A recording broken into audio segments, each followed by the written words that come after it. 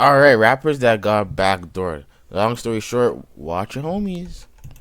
I don't know what's going on in today's days with backdooring, but it Be needs to stop. mindful of the company you keep, especially when you have something to lose.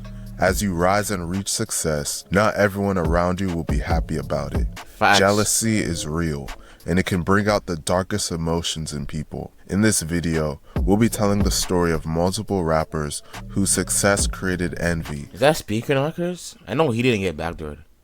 Is that Speaker Knockers? On the far left? Leading those I they don't know trusted to betray them in the worst way possible. But before we get into the video, please be sure to like and subscribe.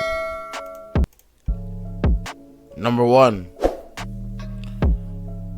Oh, Lil Snoop. Yo, people Little were saying Snoop, real name of Darren Ross, was a rapper from Jonesboro, Louisiana. People were saying how Lil Snoop got backdoored by Meek Mill, allegedly. Surrounded by poverty and Lil violence. Snoop dropped He grew up a in a subliminal to Meek Mill, household with his and then mother. Meek Mill dropped a subliminal back. You guys should know about this. As his father if you're really was in tune with the incarcerated music, you for should know most about of this. his life. With this instability, it's no surprise that it would have an effect. But didn't on he him. die playing 2K? According to his mother, Snoop struggled in school and was expelled 3 different times for behavioral issues. Additionally, in his music, he frequently alludes to the time he spent in juvenile detention. Despite the adversity he faced, Snoop didn't let it stop him from pursuing his dreams. He started his rap career, and in 2012, he released his debut project called 16 and Runnin', the mixtape. As he kept displaying his talent to the world, he would eventually get discovered by higher-ups in the music industry. That same year, famous Philadelphia rapper Meek Mill... Yo, pause. Like, Meek Mill, what are you doing? ...held a concert at Grambling University in Louisiana. After the show, Snoop walked up to Meek's car window as he was leaving and gave him his mixtape. Meek listened to the music and was impressed, and eventually signed Snoop to his Dream Chasers record label. From there, Meek took Snoop under his wing, and his career began to take off. His next mixtape, titled RNIC, featured collaborations from well-known artists such as Meek Mill, DJ Khaled, Trey the Truth, Currency, and Big Papa. Little Snoop was well on his way to rap superstardom until his life was sadly cut short by his own close friend following a petty argument. On June 20th, 2013, Little Snoop was at a house in Winfield, Louisiana with 2 friends named Tony Holden and Little E. Those aren't your friends. Little Snoop is like 13 years. Little Snoop is like 18 years old. In Winfield, Louisiana with 2 friends. This guy named Tony Holden. He's like 46. That's not your friend. That's Unc. Why are you chilling with Unc? And Little E. He's like, real name, I don't know. He could be young. Edric Stewart. They were playing NBA 2K and decided to place a wager on the game. Little Snoop was allegedly winning the game, and this led to an argument.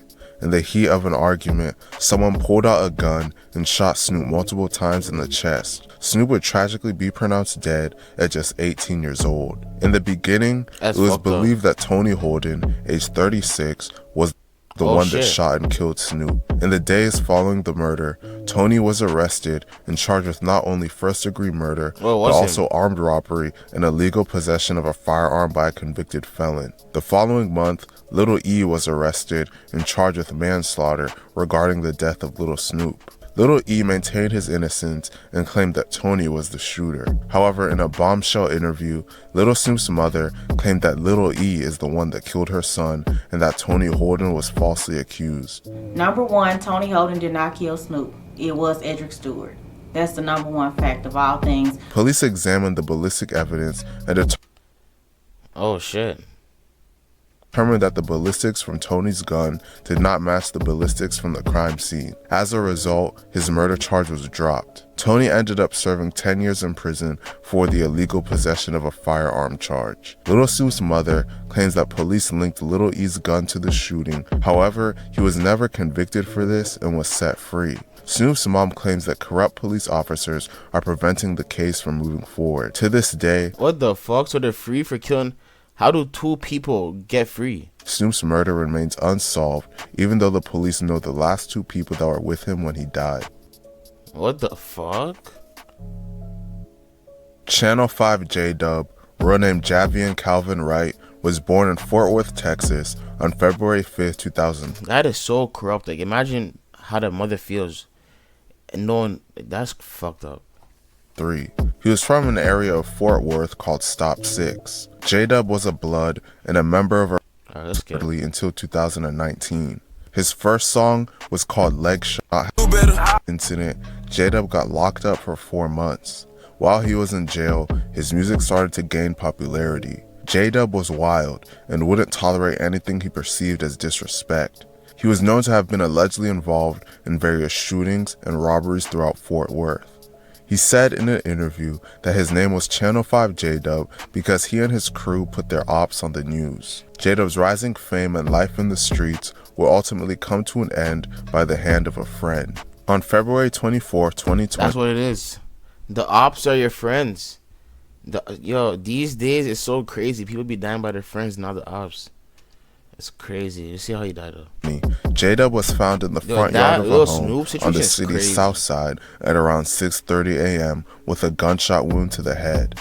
He would be officially pronounced dead 1 day later on February 25th, 2020 at just 17 years old. J-Dub was wearing a mask, black gloves, and was lying near a rifle when the police arrived. In a shocking turn of events, one of J-Dub's own friends, a 19-year-old named David Garcia, would be charged with his murder. It is believed that J-Dub and other members of his crew were allegedly shooting up a house in 4E murder gang territory when David... Let me guess.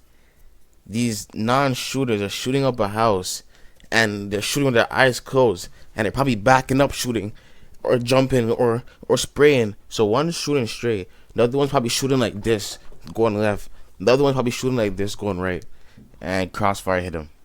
David accidentally shot him in the head. Yep. However, other theories surrounding J-Dub's death have been circulating on the internet. There are some people out there that believe that this wasn't an accident and that J-Dub was actually backdoored by his people. The motive behind J-Dub's death has not been officially confirmed, but it's known that his friends were responsible. Rod K. Rod K, real name Gerard Bell, was a rapper from Jacksonville, Florida. Yeah, I was about to say, isn't he from Florida? Because I swear Fulio raps about him. He was a member of a set called Vontae Land, which is closely affiliated with the gang 6 Block, made famous by the rapper Fulio. Vontae Land is involved in a deadly war with other Jacksonville gangs, such as Sherwood/00, Head First, ATK, made famous by the rapper Young and Ace, NHG, made famous by the rapper Queso, and 1200, made famous by the rappers J. Breezy, Spinner Benz, and Little Papa. Rod K eventually started rapping about the life he was living in the streets. He didn't get a chance to release many songs, but purely from a talent standpoint, he might be the best rapper to come out of Jacksonville. Damn, Sadly, I don't Rod even know would his music. I'm about to type in. lose his life before getting the chance to have a fruitful rap career. The day before Rod K's death, a close friend of his and member of... Because if he was the best to come out of Jacksonville, and Fulio's nice, and Ace is nice, then this guy must be crazy. And Queso's hard too, and Spinner Benz. 6 Block named Spaz 2 times was shot and killed. Spaz was killed at the Hilltop Village Apartments, which is the hood that 6 Block members are known to reside from. It's rumored that someone living in Hilltop allegedly dropped Spaz's location to members of 1200, leading to them killing him. Once members of... That's probably unlikely. If 9 times out of 10, the city's so small, niggas know where you live, and 9 times out of 10, those people grew up with you and went to your house. You know what I'm trying to say? And 9 times out of 10, they were on your block. Like, they know your block. 9 times out of 10, you made a song on your block.